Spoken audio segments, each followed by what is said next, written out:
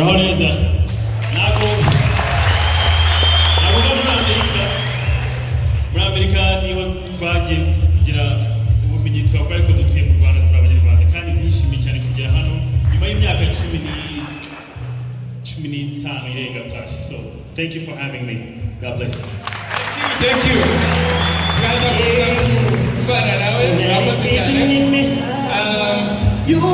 Ntabwo ari wenyine, hari undi muntu wa kabiri bazanye kugira ngo nawe n'umwe mu babaye hano muyoboke. Please come and say hi. Muyoboke. He's our graduate from the University of Rwanda. Thank you. Muraho. Ntabwo ndi umushyitsi, nize muri kaminuza, kariyeri mu management yitangiriye hano. Natangira na Tom Close yarangije hano. So ndabashuje cyane ndishimye, ndabona utumara yihinduye narigize mu gihe ahandi. Najyaga nicara hejuru hariya ariko ntabwo ndi umukona. Murakoze cyane. Thank you very much. Turabafite baraza kugira umwanya ariko ntabwo nanone bari bonyine dufite na mushiki wacu Scovia.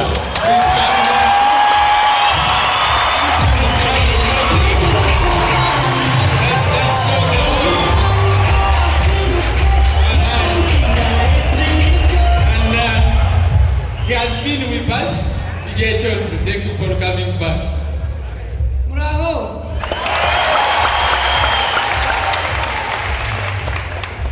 Indirimbo yanjye muzi ni yizi.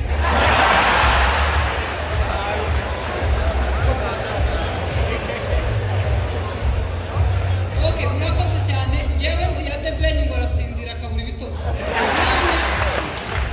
Murakoze cyane ngewe buri mwaka inshuro nyinshi twahereye SFB na hano muri inshuti zanjye turabana muri barumuna banjye harimo nabo nabyara iyo nzinduka nuko nakererewe ndabashimiye turaza kuganira. Murakoze cyane. Ngira ngo hari n'abandi dufite umuntu waje uhagarariye CEO wa MTN